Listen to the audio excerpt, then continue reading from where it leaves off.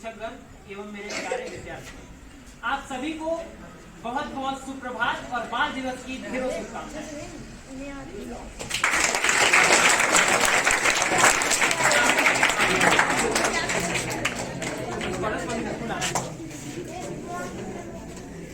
अब थोड़ी देर अपने बारे में थोड़ा सुन लो, क्योंकि आज का दिन टीचर्स का नहीं है, आज का दिन तुम्हारा है।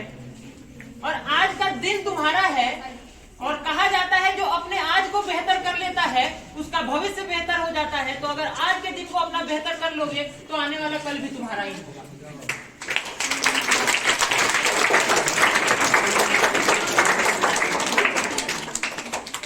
बाल दिवस का जो ये त्योहार हम लोग मना रहे हैं, ये देश के प्रथम प्रधानमंत्री भारत रत्न पंडित जवाहरलाल नेहरू जी के जन्मदिन पर मनाया जाता है। और पंडित जवाहरलाल नेहरू जी का जन्म कब हुआ था? 14 नवंबर 1889। पंडित जवाहरलाल नेहरू के बारे में कहा जाता है, उनके ऊपर बहुत सारी बातें की जाती हैं। एक आज के नजरिए से अगर देखा जाए तो उन्हें बहुत ही बुरा प्रधानमंत्री के तौर पर देखा जाता है। एक ऐसे व्यक्ति के तौर पर उन्हें देखा जाता है जो बहुत ही सेल्फिश थे। एक ऐसे व्यक्ति के तौर पर उन्हें देखा जाता है जिन्होंने कभी राष्ट्र के लिए कुछ किया ही नहीं। उन्हें एक ऐसे व्यक्ति के तौर पर देखा जाता है जिनके अंदर भारतीयता की कोई भावना ही नहीं रही थी। उनके बारे में कहा जाता है कि उन्हें राष्ट्र से प्रेम ही नहीं था। पर ये वो पहलू है जो शायद हमें दिखाया जाता है। एक और भी पहलू है जो आज हम तुम्हें दिखाएंगे, जो उसके बाद ये निर्णय करना कि नेहरू जी कैसे व्यक्ति थे। किसी भी व्यक्ति को इतिहास में 70, 75 और 80 साल बाद ये कह देना कि वो व्यक्ति बुरा है काफी आसान होता है, क्योंकि तब वो व्यक्ति खुद जीवित नहीं होता ताकि वो अपने आप को डिफेंड कर सके। आज की तारीख में 26/11 का हमला हुआ था। 26/11 के हमले का जो मास्टरमाइंड था ना, उस व्यक्ति को भी अदालत में मौका मिला था अपनी गवाही देने के लिए। आपको पता है एक और इंटरेस्टिंग बात, इंदिरा गांधी का हत्या तो हम लोग सब जानते हैं। सब लोग जानते हैं कि उनके जो गार्ड थे वो इंदिरा गांधी को गोली मार दिए थे। परंतु इंदिरा गांधी के हत्यारों को सजा हुआ था 10 साल बाद जाके, क्योंकि उन लोगों को भी मौका दिया गया था अपने आप बेगुनाही साबित करने के लिए। लेकिन नेहरू जी इस देश के एकमात्र ऐसे व्यक्ति हैं जिनको कभी अपने बेगुनाही साबित करने का मौका नहीं दिया गया।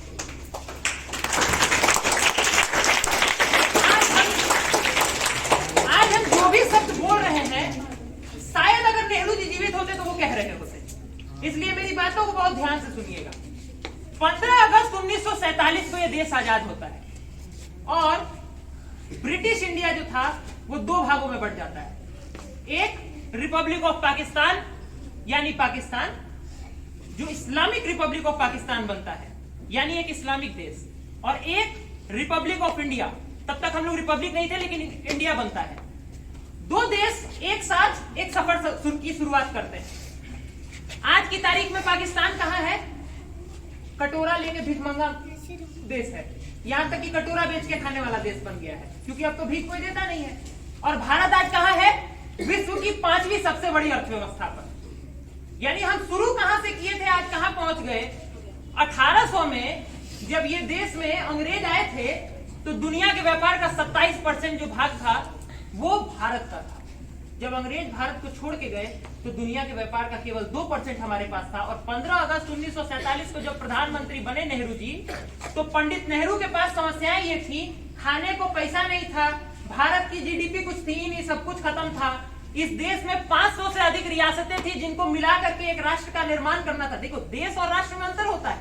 देश एक भौगोलिक एंटिटी को कहते हैं, राष्ट्र भावनात्मक तौर पर जुड़ा होता है। इसीलिए देखो, जब हम राष्ट्रगान कहते हैं तो राष्ट्रगान में हम कहते हैं पंजाब, सिंध, गुजरात, मराठा। सिंध भारत का हिस्सा थोड़ी है, सिंध तो पाकिस्तान में है, लेकिन हम उसको भी अपना हिस्सा मानते हैं। उसी तरीके से उस समय भारत के पास ये समस्याएं थी कि किस तरह से एक राष्ट्र का निर्माण किया जा सकता है। हमारे पास खाने को पैसा नहीं था, जॉब्स देने के लिए नहीं था। दिल्ली जैसे शहर में जिसकी आबादी 10 लाख थी, उस जमाने में लगभग 5 लाख लोग जो पाकिस्तान से आए थे या भारत के किसी अन्य भागों से वहां जाकर पहुंचे थे, उनके पास खाने के लिए छोड़ो रोजगार के लिए कुछ नहीं था। कुछ था ही नहीं इस देश में उस समय। कहना बड़ा आसान होता है कि नेहरू जी ने ऐसे कर दिया वैसे कर दिया, और उस इलाके से निकाल करके नेहरू जी ने देश को इस भूमिका में पहुंचाया कि आज हम 5वीं अर्थव्यवस्था। और कैसे पहुंचाया? सबसे पहले योजना आयोग का गठन हुआ। अब मेरी एक एक बात को बड़े ध्यान से सुनना। योजना आयोग का जब गठन हुआ तो योजना आयोग के सबसे पहले अध्यक्ष बने पंडित जवाहरलाल नेहरू, और पंडित जवाहरलाल नेहरू ने सबसे पहले भारत में पंचवर्षीय योजना की शुरुआत की। और पंचवर्षीय योजना में सबसे पहला पंचवर्षीय योजना पता है किस चीज पे था? बताओ, पता है? वो था कृषि आधारित, क्योंकि उन्हें पता था कि इस देश को अगर मजबूत बनाना है तो इस देश के नींव में पहुंचना पड़ेगा। और हम हमेशा से पढ़ते आए हैं कि भारत एक कृषि प्रधान देश है, तो सबसे पहले जो शुरुआत की गई वो कृषि से की गई। और फिर जो द्वितीय पंचवर्षीय योजना आई वो सेकेंड सेक्टर, जिसको हम सेकेंडरी सेक्टर कहते हैं, द्वितीय क्षेत्र कहते हैं, यानी इंडस्ट्रियलाइजेशन पे बेस्ड था। इसी वजह से भारत में बोकारो स्टील प्लांट हो, भारत में भाभा एटॉमिक रिसर्च सेंटर हो, भारत में इसरो हो, भारत में एम्स हो, भारत में आईआईटी हो, भारत में आईआईएम हो, यानी जिन बड़े बड़े संस्थानों में पहुंचने का सपना आज के देश के युवा देखते हैं वो नेहरू जी की देन है।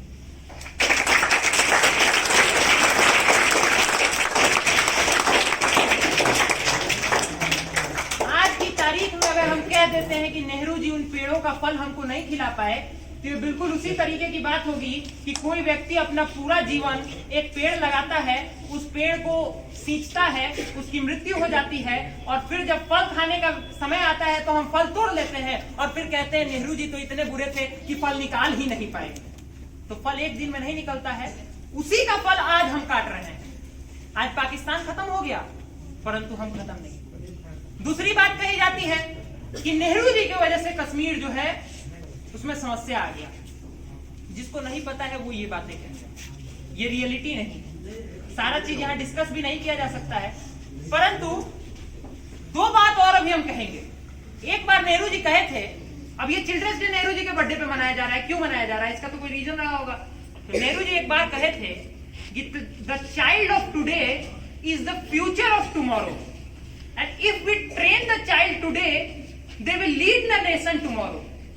कहने का मतलब उनका था कि आज के जो छात्र या छात्रा हैं वो कल का भविष्य है, और आज हम किस तरीके से उनका शिक्षण प्रशिक्षण करते हैं ये इस बात का निर्णय करेगा कि आने वाले वक्त में देश किस दिशा और दशा में जाने वाला है।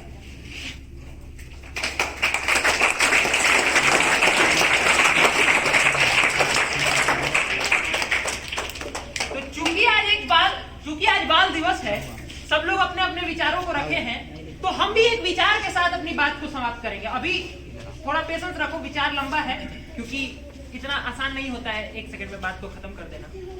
हमारे यहाँ पे इस बात को अपनी जिंदगी भर याद रखना, क्योंकि हमारा एजुकेशन पॉलिसी उस तरीके का नहीं है जिसमें रियलिटी पे फोकस किया जाए, इसलिए हम लोग आज की तारीख में अपनी संस्कृति को भूल रहे हैं।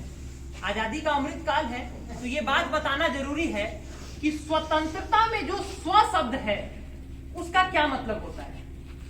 तंत्र का मतलब होता है सिस्टम, तंत्र का मतलब सिस्टम होता है, लेकिन स्व का मतलब क्या होता है? स्व का मतलब होता है अपना, अपना सिस्टम। और अपने सिस्टम में अगर अपने को हटा देंगे तो सिस्टम का कोई मतलब नहीं रह जाता है। जैसे हमारे पास स्मार्टफोन है और हम ही ना रहे तो चलाएगा कौन? सीधी बात है। तो हमको हमेशा से एक बात बताया गया है, क्या बताया गया है? कि इंग्लिश पढ़ो। इंग्लिश जो है वो तुमको महानता के रास्ते पे ले जाएगा। लेकिन सर विलियम जोन्स जो थे वो तो अंग्रेजी अधिकारी थे, वो क्या बोले थे कि Sanskrit is the mother of all languages. कहे थे। दयानंद सरस्वती क्या कहे थे? वेदों की ओर लौटो। इतना ही नहीं, हम लोगों को एक चीज और बता दिया गया। आजकल हम लोग फिल्म्स देखते हैं, हम कई बार बता चुके हैं एक बात, फिल्मों में हम लोग को एक चीज हमेशा बताया गया कि इश्क और जंग में सब कुछ जायज है। तो हम एक दिन बताए थे कि ना इश्क हिंदी भाषा का शब्द है, न जंग हिंदी भाषा का शब्द है, और न जायज हिंदी भाषा का शब्द है। भारत के किसी भी भाषा में कभी भी नहीं सुने होंगे कि प्रेम और युद्ध में सब कुछ उचित है। कभी सुने हो? इसका एक उदाहरण हम देते हैं। जब सबसे पुराने काल में चलते हैं, महाभारत में युद्ध चल रहा है। किसका युद्ध चल रहा है? महाभारत में नहीं, बता रहे हैं किसका युद्ध चल रहा है। युद्ध चल रहा है कर्ण का और अर्जुन महायोद्धा, आज की तारीख में कहे तो अमेरिका और रसिया, दो सबसे बड़े सुपर पावर्स का जब युद्ध चल रहा होता है तो जो नागों का राजा विश्वसेन होता है वो आके कर्ण से कहता है कि अर्जुन तुम्हारा भी शत्रु है, अर्जुन मेरा भी शत्रु, तुम अपने तीर पर मुझे बैठा दो, मैं चला जाता हूं, उसको काट लेता हूं और वो मर जाएगा। तुमको भी तो उसको मारना ही है और हमको भी उसको मारना ही है। अगर हम दोनों का हेतु इससे संबंधित है तो क्यों ना हम दोनों मिलकर गठबंधन बना करके उसको मार देते हैं। तो रामधारी सिंह दिनकर अपनी पंक्ति में लिखे हैं, रश्मि रथी कविता हम लोग सब जानते हैं, रश्मि रथी के 7वें सर्ग में रामधारी सिंह दिनकर लिखते हैं, जो कर्ण का जवाब है वो कहता है कि तेरी सहायता से जय तो मैं अनायास पा जाऊंगा, लेकिन आने वाली मानवता को क्या मुख दिखलाऊंगा। तेरी सहायता से, एक मिनट, तेरी सहायता से जय तो मैं अनायास पा जाऊंगा, लेकिन आने वाली मानवता को क्या मुख दिखलाऊंगा। अर्जुन है मेरा शत्रु, किंतु वह सर्प नहीं नर ही तो है, संघर्ष सनातन नहीं सकता इस जीवन भर।